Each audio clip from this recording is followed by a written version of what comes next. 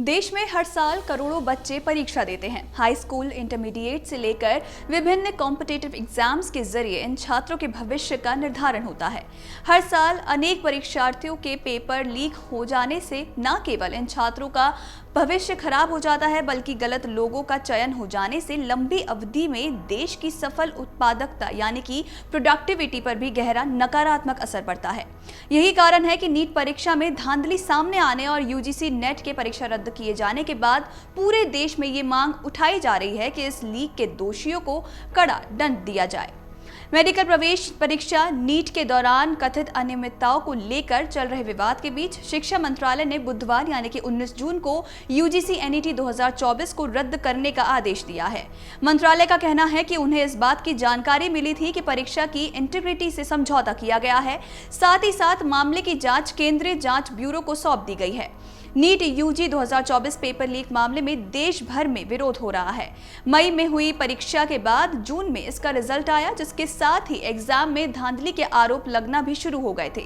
ऐसा इसलिए था कि अब तक एग्जाम में टॉप करने वाले बच्चों में सिर्फ 2 या 3 के नाम ही हुआ करते थे जिनके समान नंबर होते थे। वहीं इस बार एक साथ 60 से ज्यादा बच्चों को फर्स्ट रैंक मिली, यानी कि उनके बराबर मार्क्स थे। इसके बाद ही नेशनल टेस्टिंग एजेंसी की विश्वसनीयता भी घेरे में आ गई। एनटीए देश के कई प्रतिष्ठित एग्जाम्स करवाता रहा है। फिलहाल 13 गिरफ्तारियों के बीच मामले की हाई लेवल जांच भी चल रही है और ये साबित हो चुका है कि पेपर लीक हुआ तो है, लेकिन सवाल यह है कि लाखों बच्चों की उम्मीदों पर पानी फेरने वाले मास्टरमाइंड और बाकी दोषियों पर किस कानून के तहत एक्शन होगा, या फिर एक्शन लेने के लिए क्या कोई ऐसा लॉ हमारे पास है भी या नहीं। तो आपको बता दें कि एंटी पेपर लीक कानून पारित हो चुका है। इसी साल फरवरी में हमारे यहाँ एंटी पेपर लीक लॉ आया।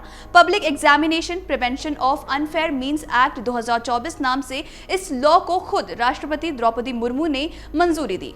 कानून लाने के पीछे मकसद था कि जितने भी बड़े सार्वजनिक एग्जाम हो रहे हैं उनमें ज्यादा पारदर्शिता रहे, यानी कि ज्यादा ट्रांसपेरेंसी रहे। साथ ही साथ युवा कॉन्फिडेंट भी रहे कि कोई भी गड़बड़ी नहीं होने पाएगी। ये कानून एक के बाद एक परीक्षाओं जैसे कि राजस्थान में शिक्षक भर्ती परीक्षा, हरियाणा में ग्रुप डी पदों के लिए सीईटी, गुजरात में जूनियर क्लर्क के लिए भर्ती और बिहार में कांस्टेबल भर्ती परीक्षा सहित कई हालिया पेपर लीक्स को देखते हुए लाया गया है। Anti paper leak law public exam की बात करें तो ये वो परीक्षा है जिसे पब्लिक एग्जामिनेशन अथॉरिटी आयोजित करवाती है, या फिर ऐसी अथॉरिटी जिसे केंद्र से मान्यता मिली हुई हो।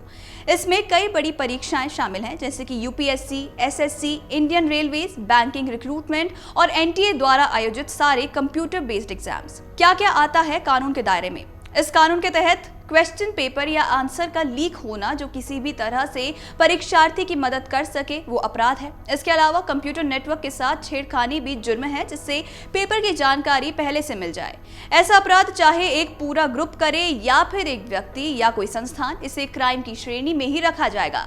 पैसों के फायदे के लिए फेक वेबसाइट बनाना या फिर फेक एग्जाम कंडक्ट कराना भी इस लॉ में आता है। कई बार अपराधी सीधे पेपर लीक नहीं करते बल्कि दूसरी तरह से हेराफेरी करते हैं जिससे उनके परीक्षार्थी को फायदा हो, और ये भी एंटी लीक में शामिल है। अपराध साबित होने पर हो सकती है सजा। सार्वजनिक परीक्षा कानून के तहत इनमें से कोई भी तरीका अपनाने पर न्यूनतम 3 से 5 साल की सजा और 10 लाख का जुर्माना हो सकता है। ऑर्गेनाइज्ड क्राइम होने पर दोषियों को 5 से 10 साल की कैद हो सकती है और 1 करोड़ तक का भी पेनल्टी लग सकती है। जांचकारी एजेंसी के पास अधिकार होता है कि वो दोषियों की प्रॉपर्टी जब्त कर सके ताकि एग्जाम में हुए नुकसान की मॉनिटरी भरपाई हो सके।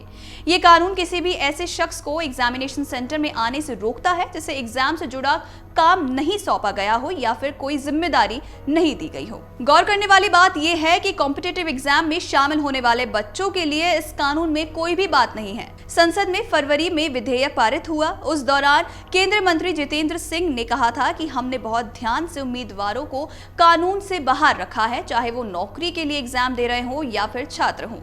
इस लॉ का मकसद केवल ऐसे लोगों को रोकना है जो धांधली करके बच्चों और देश के भविष्य से खिलवाड़ कर रहे हैं।